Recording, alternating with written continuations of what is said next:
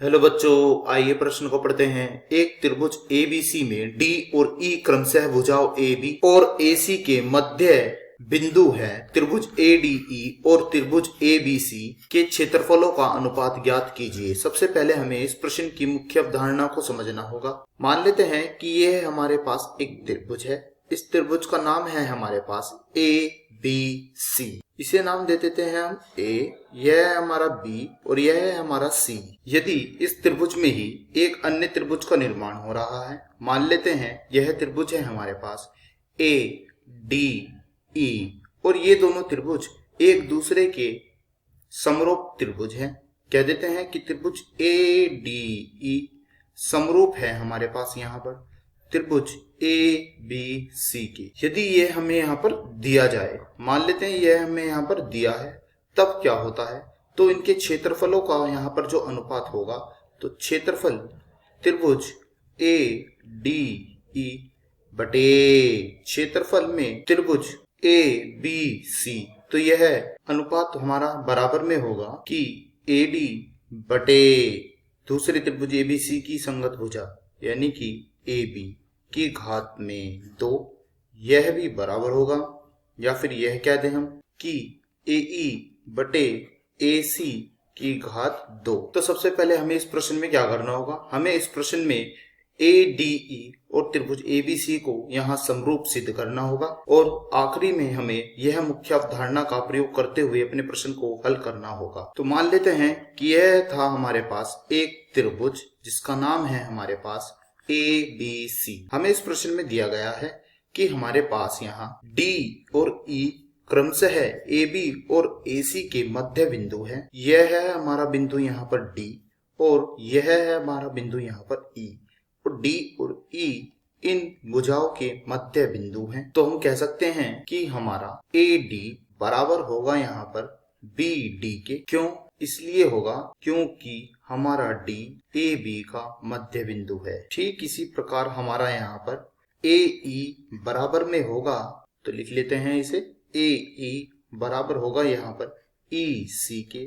यह भी इसी प्रकार बराबर होगा क्योंकि E AC का मध्य बिंदु है। तो हम कह सकते हैं कि AD बटे में AE बराबर होगा हमारे पास यहाँ पर BD बटे में EC। और यदि ऐसा है तो एक प्रमेय के द्वारा हम यह कह सकते हैं क्या कि DE समांतर हुआ हमारे BC के। तो प्रमेय क्या कहती थी? प्रमेय यह कहती थी यदि दो भुजाओं के मध्य बिंदुओं को हमने मिला दिया तो वह मिलाने वाली रेखा तीसरी भुजा के समांतर होगी। DE यहाँ पर समांतर हो जाएगी BC के। तो लिख लेते हैं यह प्रमेय, यदि दो भुजाओं AB AC के मध्य बिंदुओं को मिलाने वाली